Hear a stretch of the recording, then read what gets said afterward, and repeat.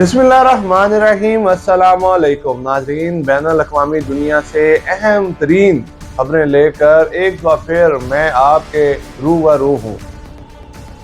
नाज़रीन, पाक अफ़गान बॉर्डर बंद होने से आपको पता है कि हक दो तहरीक के मौलाना हिदायतुल्लाह बार बार ये कह चुके हैं कि 3 मिलियन लोग यानी 30 लाख लोगों का रोजगार अटैच है, लेकिन जब भी बॉर्डर बंद होता है तो 30 लाख लोग अपने इस बेरोजगारी की वजह से आगे नहीं बढ़ पाते, अपना रोजगार तलाश नहीं कर पाते। इस हवाले से मैं आपको मजीद बताता चलूं कि पाकिस्तान बॉर्डर एक बार फिर बंद हो चुका है।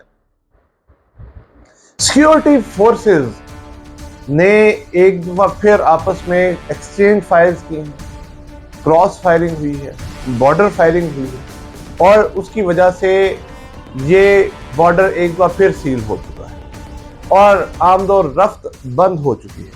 नाज़रीन, आपको बताऊं कि बांग्लादेशी इंटरिम गवर्नमेंट के जो सरबराह हैं यूनुस साहब, वो ये कहते हैं कि जब तक बांग्लादेश में प्रॉपर रिफॉर्म्स नहीं लाई जाएंगी उस वक्त तक इलेक्शन नहीं होगा। नाज़रीन, मैं तो बार बार एक ही बात कह रहा हूँ बांग्लादेश के हवाले से कि बांग्लादेश की फौज अब इलेक्शन नहीं करवाना चाहती, इंटरिम गवर्नमेंट को प्रोलॉन्ग करना चाहती है। उसकी वजह बड़ी बुनियादी सी है। पहले वो चाहते थे कि बीएनपी और जमाते इस्लामी को इकट्ठा करके एक जमी सा इलेक्शन करवा कर उनकी गवर्नमेंट लाई जाए और उसको फिर लाया जाए, लेकिन अब ऐसा लगता है कि बीएनपी और जमाते इस्लामी के लोगों को भी जो स्टूडेंट तबका है कबूल नहीं रहा है। वो ये कहते हैं इनकलाब तो हम लाए हैं, हम अपनी जमात बनाकर अब गवर्नमेंट चलाएंगे। तो इस वजह से पहले फौज कहती है कि 18 माह के अंदर अंदर इलेक्शन करवाएंगे, अब लीडर साहब ये कहते हैं कि रिफॉर्म्स के बगैर इलेक्शन नहीं करवाएंगे। पहले ये कहते थे कि चंद महीनों बाद इलेक्शन होगा। तो नाजरीन, आपको मजीद बताऊं कि उसामा बिन लादेन के बेटे को फ्रांस से डिपोर्ट कर दिया है।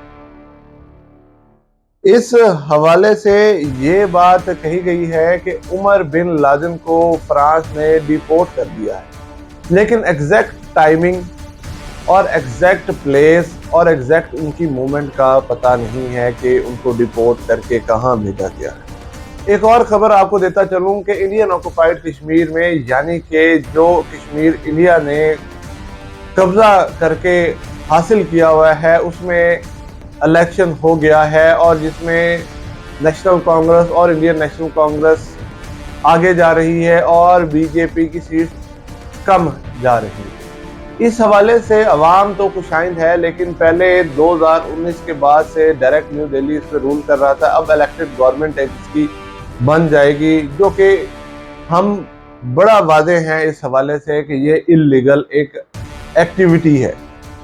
मजीद नाजरीन, ईरान को जवाबी अटैक करने के लिए इसराइल इस वक्त तिल मिला रहा है, तड़प रहा है, फड़क रहा है, लेकिन अभी लबनान और इसराइल की जो जंग है वो ही चल रही है। इसराइल अब ईरान के ऊपर कोई डायरेक्ट अटैक उस 200 रॉकेट्स के अटैक के बाद नहीं कर सका है, लेकिन हाँ, लबनान और हिजबुल्लाह के ऊपर अटैक्स पे अटैक कर रहा है। दूसरे एंड पर लबनान भी मिसाइल्स के थ्रू इसराइल के मुख्तलिफ मकामात पर अटैक्स कर रहा है और इसराइल के मुतअद्दिद लोग उसमें मारे जा चुके हैं, सोल्जर्स की डेथ हुई है।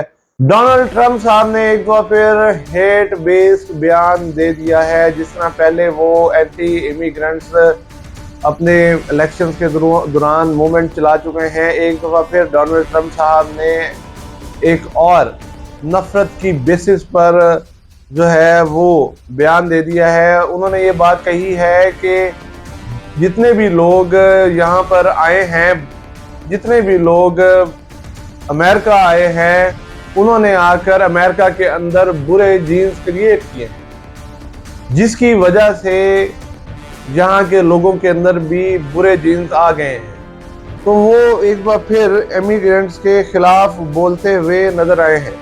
پھر ناظرین، ایران کے سپریم لیڈر جو ہیں انہوں نے اپنے جو جنرلز تھے جنہوں نے اسرائیل پر اٹیک کیا ہے ان کو بہترین انعامات اور میڈلز دیے ہیں، اور ہزاروں لوگوں نے پوری دنیا میں ایک بار پھر احتجاج کیا ہے۔ پاکستان میں بھی اسکولوں اور کالجوں کے بچوں نے احتجاج کیا ہے۔ جماعت اسلامی کے امیر کی بھی ایرانی سفیر سے ملاقات ہوئی ہے۔ جماعت اسلامی نے بھی فلسطین کے حق میں اور اسرائیل کے خلاف بہت ہی لمبا چوڑا احتجاج کیا ہے اور اب بھی احتجاج جاری رکھنے کا عندیہ دیا ہے۔ پھر یوکرین اور رشیا کی وار تھم نہیں رہی ہے۔